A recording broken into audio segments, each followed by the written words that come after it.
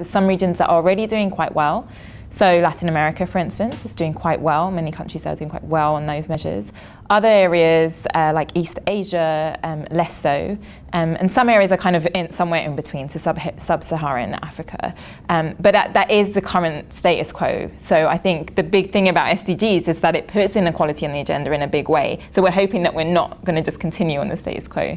So what we can do to address inequality and some of the impediments to that really circulate around this issue of redistribution. Now, redistribution requires a large segment of the population to want that redistribution to happen, and that includes sometimes people that hold the greatest share of income and wealth. So political will and some of the kind of elite capture that happens in some countries will certainly be an impediment. And it will take some kind of rebalancing of power. But I mean, there's a really positive story here. If you look at countries like Brazil, where they have actively made the decision to address inequality, they have been able to use, a great number of policy tools to do that, and they have seen some successes.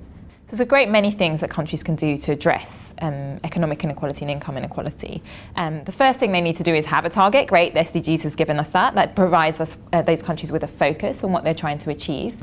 The second thing is to really understand who it is that is being left behind. So for some countries, those 40% are very much in rural areas. Some are kind of urban poor. Some are discriminated groups. And so once you understand that, then the policy tools change slightly. Saying that, there are a couple of areas where there's obvious, every country needs to think about these things. So basically tax and redistribution is a big part of it. So tax in the way that you collect the tax. So having progressive tax systems that aren't focused too much on consumption and VAT taxes, and much more on progressive taxes on income and wealth and capital.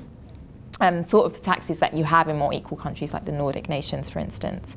And then on how you spend those taxes is, of course, important to inequality and inequality of outcomes. So investing that back into social protection, into education and health services for the poorest. What has become clearer over the last sort of 10 years of evidence from institutions like the World Bank, the IMF, the OECD, and others, like Joseph Stiglitz, is that income inequality, high levels of income inequality and wealth inequality can be socially corrosive to societies, especially where that's based on groups. So when one ethnic group, for instance, holds all the income or has a disproportionate amount of income and wealth, it's very corrosive. And then it also undermines political instability, because then, groups kind of can fight. Also that there's issues about who votes and how it affects voting patterns.